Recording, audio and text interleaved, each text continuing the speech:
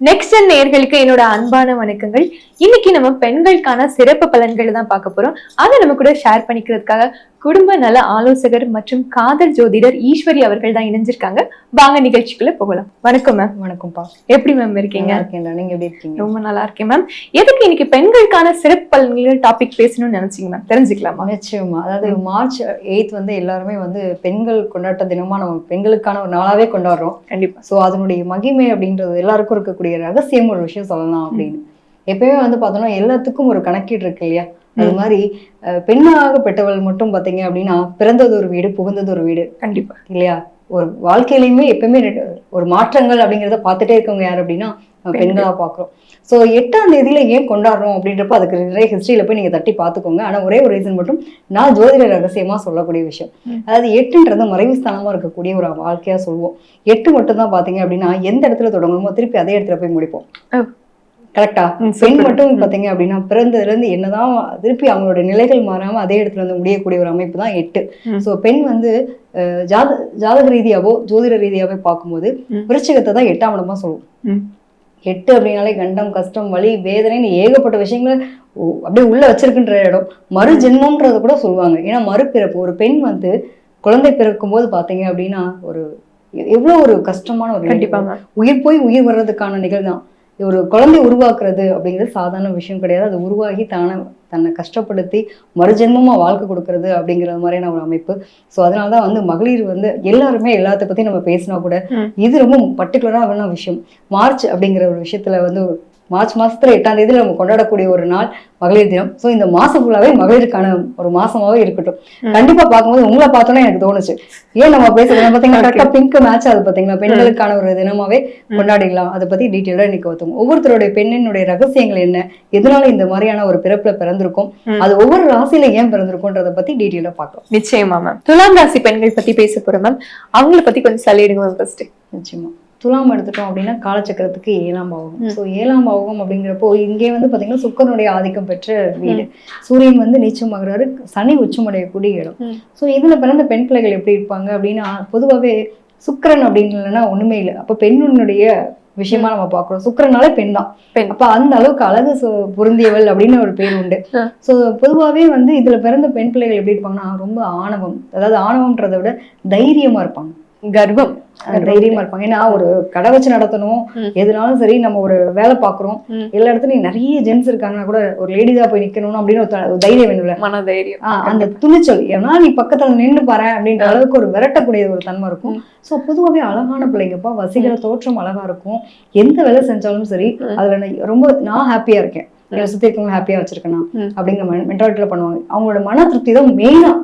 யாருக்காவது அட்ஜஸ்ட் பண்ணிட்டு போறது கிடையாது. பட் எனக்கு அங்க மனசுக்கு பிடிச்சதுன்னா எந்த எக்ஸ்ட்ரீமுக்கும் போய் நான் அட்ஜஸ்ட் பண்ணி போவேன் அப்படிங்கிற நிலை இருக்கும். இந்த அப்பாவோட அன்பு அப்படின்ற ஒரு பாசம் இதெல்லாம் ரொம்ப ஃபீல் பண்ணுவாங்க. இதனாலதான் எமோஷனலா பாத்தீங்க அப்படின்னா இந்த லவ் விஷயத்துல எல்லாம் கனெக்ட் ஆகுறது, இந்த மாதிரி அமைப்புலாம் உங்களுக்கு இருக்கும்.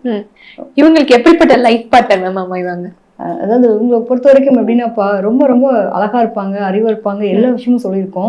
பட் இதை புரிஞ்சக்கூடிய ஹஸ்பண்ட் அமைஞ்சிட்டாங்க அப்படின்னா வேற லெவல். ஏதாவது அவர் வெளியில வேணா எங்க சார் வந்து வெளியில பயங்கரமா திமுறா இருப்பாரு. ஆனா என்கிட்ட வந்துட்டாருன்னா என்னம்மா அப்படின்னு தான் கேட்பாரு. வெளியில எல்லாரும் அவரை பார்த்து பயப்படுவாங்க, பட் எனக்கு பயப்படுற ஒரே ஆளா எங்க வீட்டுக்காரர் தான்ப்பா அப்படின்ற அளவுக்கு தான் வச்சிருக்கணும்னு நினைப்பாங்க. ஸோ ஹஸ்பண்ட் வந்து ரொம்ப பேம்பரிங், கேரிங்கா, என்னப்பா அப்படி இந்த ஒவ்வொரு வார்த்தைகளையுமே வந்து ரொம்ப பவ்யமா கேட்கணும். இந்த குரலை வசதி பேசினா பிடிக்காதுன்னு சொல்லுவாங்கல்ல, அந்த மாதிரியான ஒரு கேரக்டரை தான் ஹஸ்பண்ட விரும்பக்கூடிய பெண்ணா இருப்பாங்க. Okay ma'am. இப்போ ஹவுஸ் ஒய்ஃப்ஸ் எல்லாம் இருக்காங்கல்ல மேம், அவங்களுக்கு எப்படி மேம் இருக்கு? நிச்சயமா ஹவுஸ் ஒய்ஃபை பொறுத்த வரைக்கும் சின்ன சின்ன பாராட்டுது. இவன் அவனுக்கா இவ்வளவு செய்யறேன் இல்லப்பா, நீ கொஞ்சம் என்ன பாராட்டலாமே, இதான் எதிர்பார்ப்பாங்க. உண்மையில எங்க வீட்டு அழகா பாத்துப்பாங்க. குழந்தைங்களுக்காக நிறைய டெடிகேட்டடா இருப்பாங்க. தனக்கு என்னெல்லாம் பிடிக்கும் அதெல்லாம் பரவாயில்ல, எனக்கு பிடிக்காட்டே பரவாயில்ல, எனக்கு பிடிக்கிற விஷயங்கள் என் குழந்தைங்களை போய் திணிக்கணும்னு நினைக்க மாட்டேன். பட் உன்னோட லைஃப் நீ வாழ், அதுக்காக நான் என்ன வேணா கஷ்டப்படுறேன்ற அளவுக்கு குழந்தைகளுக்காகவே ரொம்ப டெடிகேட்டடா ஒரு கிவரா இருக்கக்கூடிய தன்மை இவங்க கிட்ட இருக்கு. இவங்க எந்த மாதிரி விஷயத்துல கேர்ஃபுல்லா ஹேண்டில் பண்ணுன்னு சொல்வீங்க? நிச்சயமா இவங்க என்னன்னா ரொம்ப வெள்ளந்தித்தனமா இருப்பாங்க. ரொம்ப ஈஸியா வந்துட்டு எல்லாரையும் நம்பிடுவாங்க.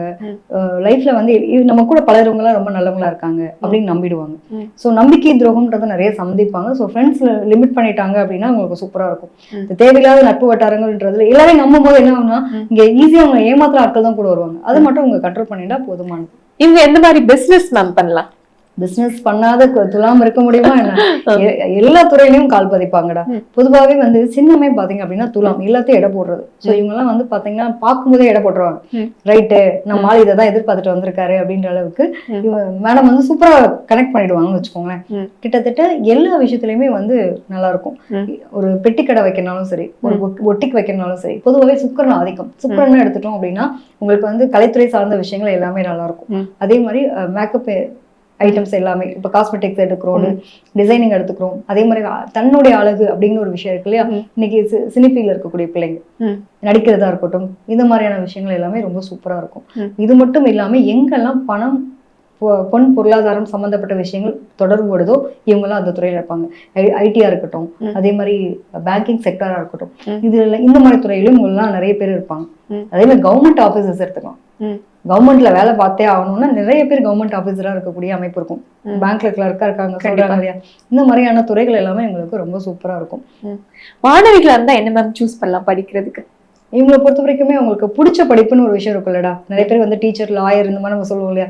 இந்த மாதிரி இப்ப நிறைய துறைகள் வந்திருக்கு. இவங்களுக்கு பிடிச்ச துறையில இந்த மாதிரியான துறையில போறாங்க அப்படின்னா மூளை அவ்வளவுதான் நல்லா வந்து சிந்திக்கக்கூடிய ஆற்றல் இருக்கும். அவங்க அழகா பயன்படுத்திட்டாங்கன்னா ரொம்ப நல்லா இருக்கும். கண்டிப்பா மேம். இவங்களுக்கான இவங்ககிட்ட ₹1 கொடுத்தீங்க அப்படின்னா ₹100 ஆக்கணும், ஆக்க முடியும். அந்த அளவுக்கு திறமை வாஞ்சவங்க. எந்த விஷயத்துலயுமே வந்து திறமையோட இருப்பாங்க. ஐடியாலஜி ரொம்ப அழகா இருக்கக்கூடிய நபர்கள். காசை போட்டு காசை எடுக்கணுமா எடுத்துருவாங்க. இவங்களுடைய வார்த்தைக்கு அவ்வளவு மதிப்பீடு இருக்கும் வெளியில. இப்போ ஒரு பொருள் ஒரு சேல்ஸ் எக்ஸிக்யூட்டிவா இருக்கணும்னா கூட இவங்ககிட்ட விட்டுன்னு வச்சுக்கோங்களேன். ஒரு பொருள் கொடுக்குறாங்க, இந்த பொருளை கொடுத்தா இவங்க பேச்சுக்கு ஒரு வேல்யூபிள் இருக்கும். நீங்க நல்ல பொருளை கொடுக்குறீங்க, கெட்ட பொருளை கொடுக்குறீங்கன்னு இவங்ககிட்ட நிக்க வச்சீங்கன்னா அந்த பொண்ணோட வசீகர தோற்றம் ஒரு பக்கம், அந்த பொண்ணு பேசக்கூடிய தோற்றம் ஒரு பக்கம், அவ்வளவுதான் நல்லபடியா முடிஞ்சிரும் அப்படிங்கிற மாதிரி எந்த அளவுக்கு முடியுமோ அவங்களால அவங்களுடைய திறமை வந்து அவ்வளவு வெளிப்பாடா இருக்கக்கூடிய தன்மை இருக்கும். Okay ma'am. இவங்களுக்கான லக்கி கலர்ஸ் தெய்வங்கள் சொல்லிடுங்க மேம். நிச்சயமா.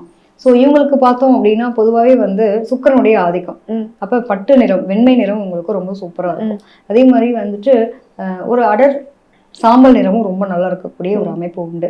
இவங்களை பொறுத்த வரைக்கும் கடவுள் வழிபாடு அப்படின்னு எடுத்துக்கும் போது சுக்கிரனுடைய ஆதிக்கம், தாயார் வழிபாடு ரொம்ப சிறப்பு. லட்சுமி தாயார் இருக்காங்க இல்லையா, கண்டிப்பா தாயார் வழிபாடு. அதே மாதிரி நரசிம்மர், லட்சுமி நரசிம்மர் வழிபாடு ரொம்ப ரொம்ப சிறப்பா இருக்கும். இவங்க எல்லாம் வந்து என்னன்னா ஒரே பிரச்சனை, இந்த கடன் பிரச்சனையில போய் லாக் ஆயிடுவாங்க.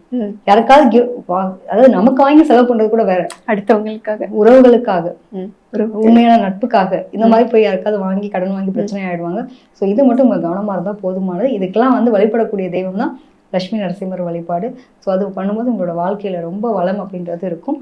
அதே மாதிரி 6ஆம் நம்பர் இவங்களுக்கு ரொம்ப சூப்பரான நம்பரா இருக்கக்கூடிய தன்மை உண்டு. இவங்களை பொறுத்த வரைக்கும் எல்லாத்துலயும் ஒரு தெளிவான முற்போக்கான சிந்தனை இருந்தது அப்படின்னா சூப்பரா இருப்பாங்க. கண்டிப்பா மேம். ரொம்ப நன்றி.